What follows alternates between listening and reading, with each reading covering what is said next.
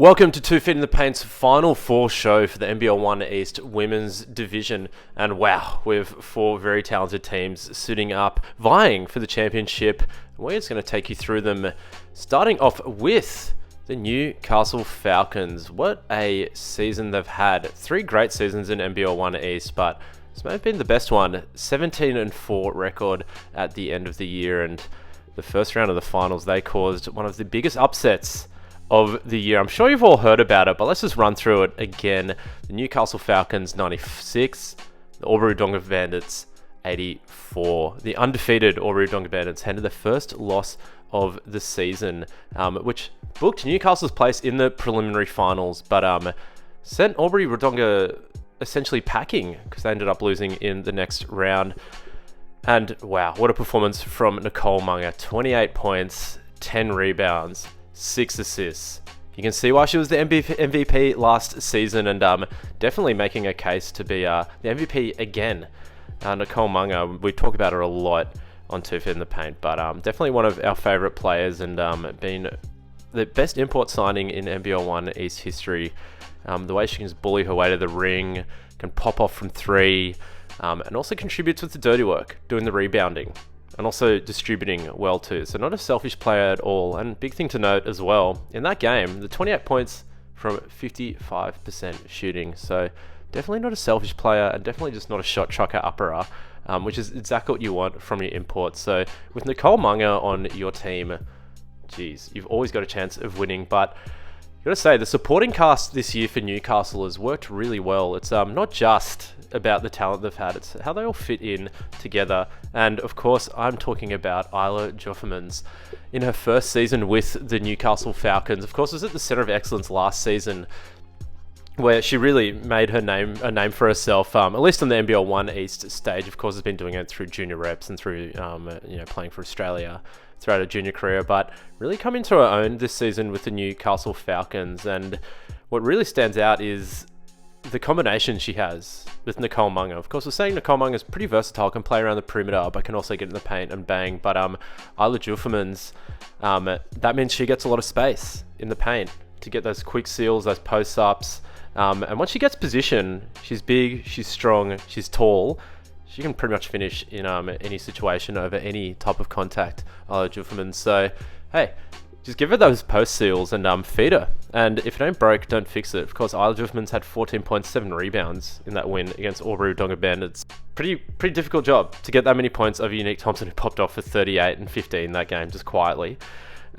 So that combination between Munga and Joffemans is really generated a lot of success for the Newcastle Falcons.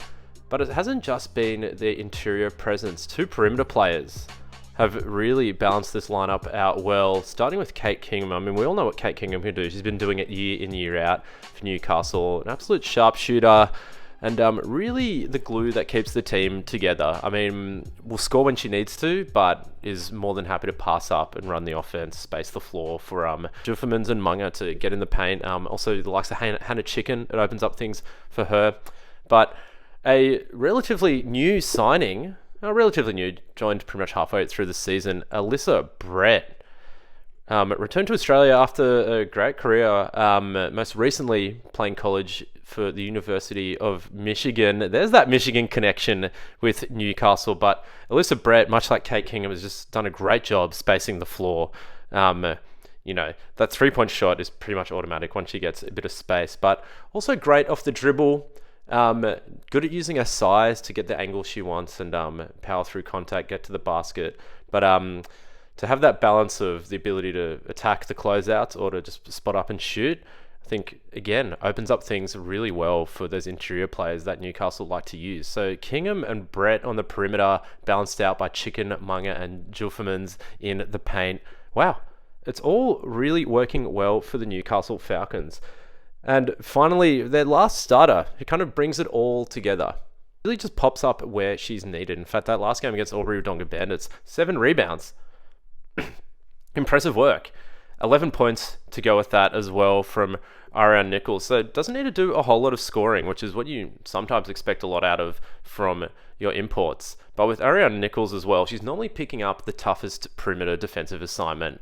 So her defensive presence has been very valuable. This Newcastle Falcons team doesn't have a whole lot of guards depth, so a lot falls on the shoulders of Ariane Nichols, but she's really stepped up to the mark. So for the Newcastle Falcons, under first-year coach Chrissy Bultude, who's also in the final 5 nominees for Coach of the Year in her debut season. So congratulations to Christy, very well deserved. So the Newcastle Falcons, definitely do not sleep on them. I think a lot of people have maybe overlooked them or ignored them this season, but Newcastle Falcons is definitely a title contender. Paymasters, Newcastle's fabulous modern Australian cafe. A warm, cosy, smoke-free atmosphere with genuine friendly service and fantastic food. For the best views of the harbour by day or by night, Paymasters is where you should be. Phone 252 600. The Manly-Warringah Seagulls have been one of the most successful women's programs in the NBL1 East era, but still looking for that first title, just falling short last season in the grand final against the North Bears. And that's probably not a bad place to start, actually, with a matchup against the Bears, not in the first round of the finals, but in their last game of the season. Manly put in a clinical performance against the North Bears away as well, to finally get the monkey off their back and beat Norths. But then they had to come back next week, which is pretty funny, luck of the draw kind of situation, where Norths ended up getting the win in that game, and boy, it was close, 71-68. A lot of adjustments made by Norths, which we'll get to later when we talk about the Bears, but for the Manly-Warringah Seagulls struggled that day, unlike they did the week before. Kim Hodge, of course, and bright spot, 19 points and 6 rebounds in that first round game. Brooke Flowers with a double-double, 10 and 12, and that's been a huge part of their success this year. And we want to talk about that now. It's their big 3 rotation. Josie Bullman, Brooke Flowers, and Kim Hodge. They are just one of the best rotations in the NBL1 East women's competition. Let's start with the impact of Josie Bullman. My pick for most improved player of the year. I know, controversial, but not really, because she really has come along in leaps and bounds. Because right now, Coach Nate Kerwin preferring to start Josie Bullman, and you can see why. She adds a lot to this team. A very, very strong player. Can get to the basket with ease. If that's from the fast break, from the half-court sets, or from simple kind of pick-and-roll actions. She can do it all, Josie Bullman, when it comes to getting to the basket. Uses the strength, the speed, that long stride as well. The finishing touch is coming along, but I got to say, just to get in those opportunities and get those shots on target, it's a great start for Josie Bullman. They can run a lot of offense out of her, and that handoff action, the high pick and roll, which opens things up for the Delaney's and players like Zoe Miller. So it's a huge contribution Josie Bullman has, and does a lot of the dirty work as well. A very athletic, strong defender, and also gets after the rebounds. So Josie Bullman coming on in leaps and bounds this season, and it's made a huge difference for the Manly-Warringah Seagulls. Kim Hodge. Well, what can we say about Kim Hodge? She's always been consistent, can shoot, can finish at the ring, a willing passer, and gets after the boards. Of course, last season was on a bit of a lonely island, as one of the only bigs on Manly's roster, and she carried a huge load. But now, goes to show what a team player she is. Not complaining, not whinging about having a spot on the bench, coming off the bench, but I'm still playing starters minutes essentially. But for style and fit reasons, Nate Cohen going with Josie Bullman in the starting lineup. But hey, to bring Kim Hodge off the bench is very dangerous and also very hard to scout for. Because if you're the opposition, you might have your bench on, Kim Hodge subs in. Crap. So, wow, it's just another hard coverage for you. So goes to show Manly's depth. And complementing Kim Hodge this year has been Brooke Flowers, who has just been an absolute force for the Manly-Warringah Seagulls. In fact, moving on to their semi-final matchup against the Central Coast Crusaders, a 103-70 victory. Brooke Flowers came up big time. Central Coast maybe lacking in the bigs department. They just did not have a match for Brooke Flowers, who got 7 rebounds, 21 points of 83% shooting. A lot of it was just simple putbacks, running the lanes, simple finishes of good seals. Brooke Flowers, not known as an offensive player, but chipping in 21 points, just does the simple things right. Not too fancy, just uses her height to finish strong, and came up big to help Manly-Warringah get into the preliminary finals. Of course, we have talked about our defense a lot. In fact, you can check out our interview with Brooke Flowers on our channel, get a better insight into the import, but she's really been the missing piece for the Manly-Warringah Sea Eagles. And to have that three big lineup of Bullman, Flowers, and Hodge just gives you a lot of versatility, because all three of those players are more than capable of stepping outside the paint, not necessarily to shoot, but to play make, set screens, and space the floor for the slashes Manly-Warringah has. And, Manly's got heaps of scorers. So for these bigs, just doing the dirty work, getting in there, rebounding, and running the floor, that's all they really need to do. And I think Manly's really addressed that problem this season. So I've been super impressed by their three big rotation. Of course, we're always impressed by the Delaney's, Alex and Bree. What can we say about them that we haven't said already? I think a big thing, especially heading into the playoffs, is having a player like Bree Delaney who can just heat up in a hurry. Seen her play a lot this season in those two matchups with the Bears and then against Central Coast as well. If nothing's cooking for Manly, it's not a bad idea just to throw the ball to Bree Delaney, who can just sling them from three, create off the dribble, and hit some tough fadeaways, some tough shots, Bree Delaney. And we said this in our men's show, which you can also check out now on YouTube, about Will Cranston-Lyon. But it's the same with Bree Delaney, that in the playoff situations, you need a player you can just throw the ball to and get you a bucket. And Bree Delaney is more than capable of doing that, and does it with style, grace, and class. It's a very, very exciting player to watch.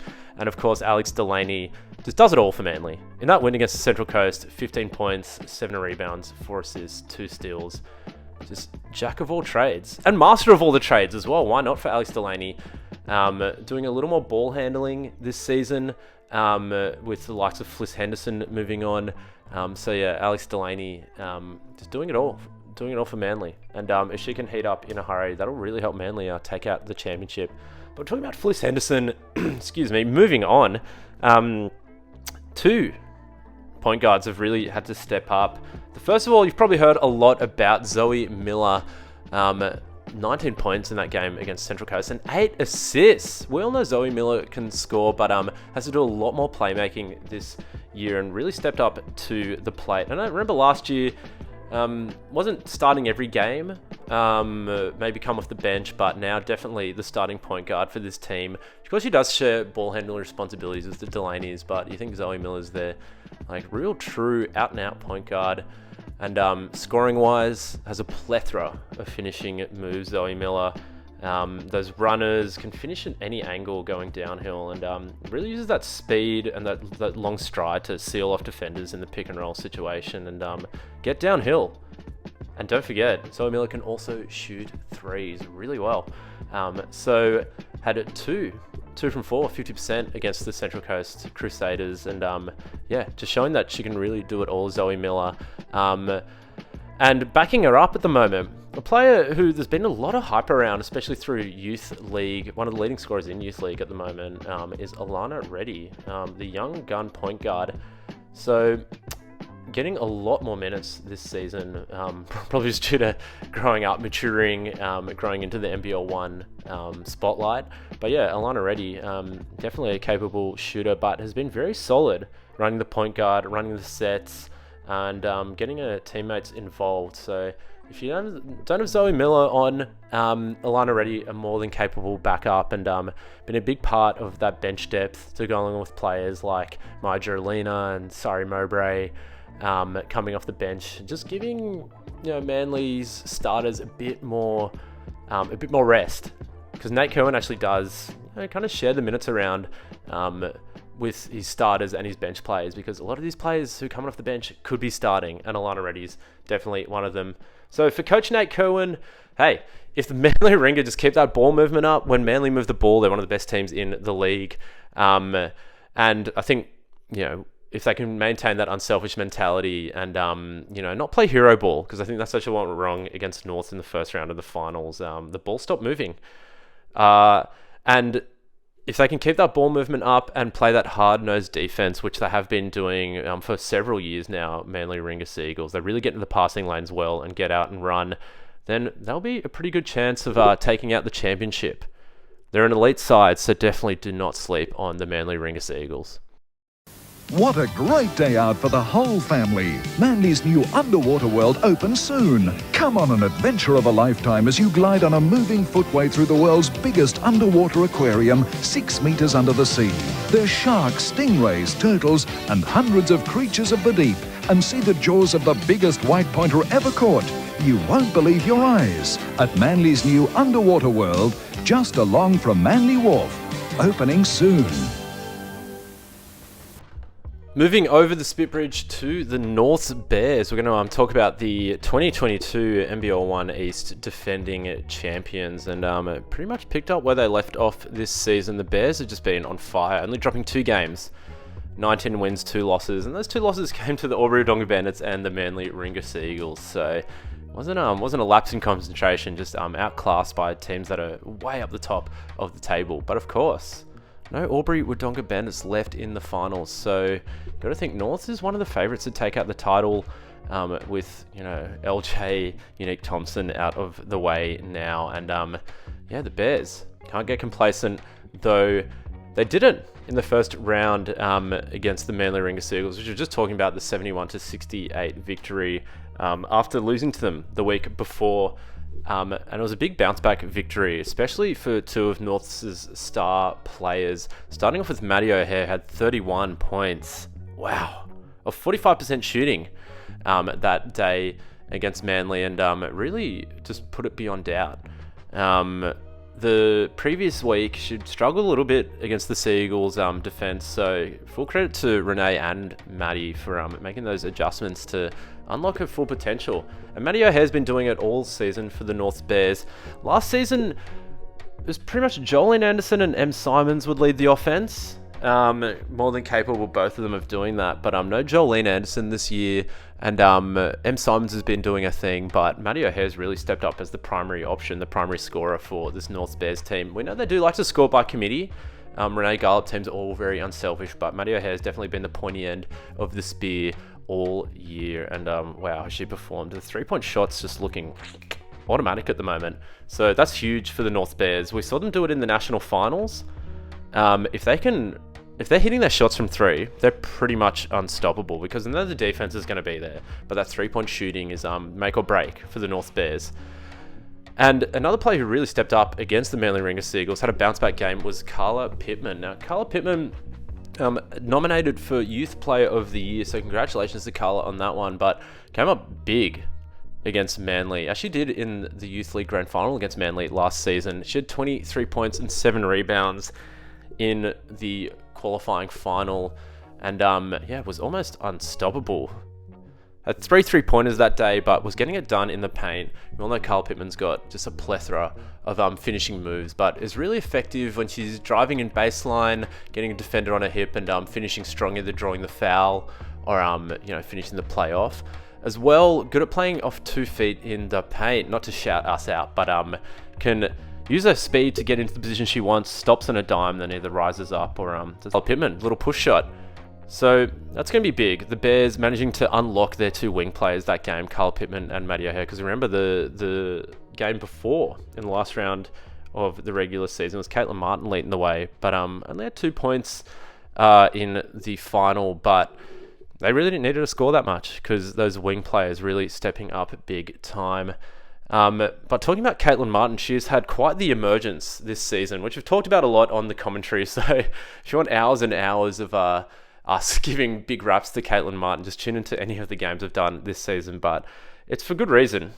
The Sydney Flames development player, the USID UBL star, and also now the starting point guard for the North Bears, has just had a phenomenal season, stepping into the starting lineup with Kate Seabom moving on, and hey, Project Baby Seabom has been paying off, with Caitlin Martin being nominated in the final 5 for Defensive Player of the Year in NBL1 East.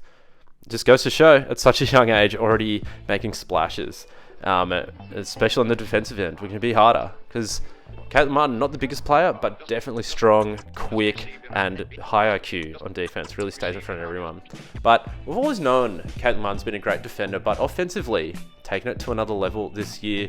Of course, there's running the offense for the North Bears. Had 7 assists in that game against Manly. But not just that. been looking to get to the basket a little more, which we've noticed this year. We know Caitlin Martin's 3-point shot is pretty reliable. That rainbow almost hits the roof every time, but got good arc there. But looking to attack the ring a little more on those Rhea Harris and Sarah Schika screens. Screen pick and rolls with M. Simons as well, which you like to see for Caitlin Martin. Absolutely fearless, trying to draw contact, and has been getting to the line a lot more this season. So part of her game, I think she's been working on those finishing moves, absorbing contact, finishing at the basket, and it's definitely showing. So Caitlin Martin been very key to North's success all year. But it's been a new face on the block that might just be helping North to go over the edge. It's, of course, Ariana Harris, or Rhea Harris, as they call it at the Bear Cave, had 14 rebounds against Manly-Warringah, and all season long, she's been hosting a block party. And it's really turned into a bender, to be honest. The block party's just going on and on, month after month, but hey, everyone's having a good time. Ariana Harris, not the tallest big, we have noticed that, but wow, the positioning, the athleticism, and the strength more than makes up for it in the paint. Leading this team in blocks and had also rebounding as well, so really getting in there and do the dirty work. But something that's surprised Garen and I as well, maybe a little bit. Same with Brooke Flowers. It's just been the offensive output Rhea Harris has managed to put out. You know, it's those little stop and pops, those finishes around the ring. I remember against the Canberra Nationals, she was unstoppable in the paint. So against shorter lineups, Rhea Harris can really feast down there and takes high percentage shots. So really good at just getting those seals, one dribble, going a little hook shot, or on the spin, going to a left as well. Rhea Harris, very effective. A few mid-range pops here and there. We've even seen her step out for threes. So not a high volume scorer, but can definitely knock him down when called upon, Rhea Harris. So with her and Sarah Schika, that's two of the best defensive bigs in the league. And now with no Aubrey Wodonga-Benz left, geez, North's probably breathing a sigh of relief, because even with two capable bigs like Schika and Harris, Bandits would have been hard to stop. But doesn't mean that it's going to be an easy path to going back-to-back champions for the North Bears. And finally, just want to highlight the bench depth for the Bears.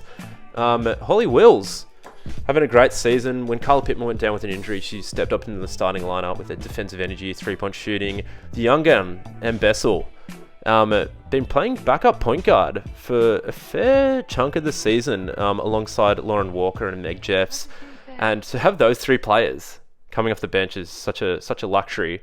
But just back to M. Bessel, just a little bit, one of the leading scorers in youth league at the moment, and still so young. So to be able to step up and hold their own on NBL1 East stage is very impressive. And North's depth, it's what really helps them out, because there's a lot of players you can trust on that bench. Of course, finally, Peggy Shell, what a revelation she's been all season.